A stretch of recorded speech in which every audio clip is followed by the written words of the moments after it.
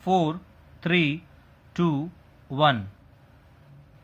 There was an unwritten law among the Porbandar Memons living in South Africa that death should be preferred to bankruptcy. It was impossible for Tayyab Seth to pay down the whole sum of about rupees 37,000 and costs.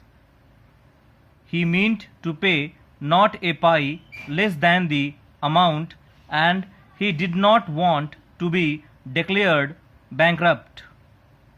So there was only one way. Dada Abdullah should allow him to pay in moderate installments. He was equal to the occasion and granted Tayyab Seth installments spread over a very long period. It was more difficult for me to secure the concession of payment by installments than to get the parties to agree to arbitration. But both were happy over the result and both rose in the public estimation. My joy was boundless. I had learnt the practice of law. I had learnt to find out the better side of human nature and to enter men's hearts. I realized that the true function of a lawyer was to unite parties driven as under. The lesson was so indelibly burnt into me that a large part of my time during the 20 years of my practice as a lawyer was occupied in bringing about private compromises of hundreds of cases. I lost nothing thereby, not even money, certainly not my soul.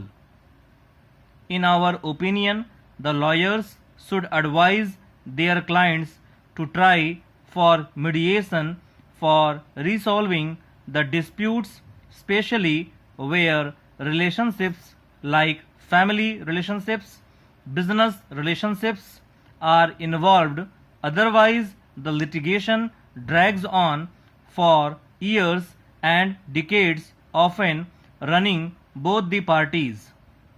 Hence, the lawyers as well as litigants should follow Mahatma Gandhi's advice in the matter and try for arbitration or mediation.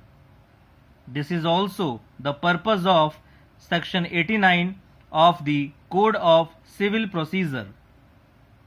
Let the matter be referred to the Bangalore Mediation Center. The parties are directed to appear before the Bangalore Mediation Center on 21 February 2014. The next case is of an appellant contractor, a partnership firm engaged in the construction business, who was awarded a contract by the respondent state government for construction of a dam. During the execution of the said work, the executive engineer in charge of the project made certain additions, alterations and variations in respect of certain items of work and directed the appellant to carry out the same also. The appellant filed a consolidated statement of claims for the additional works.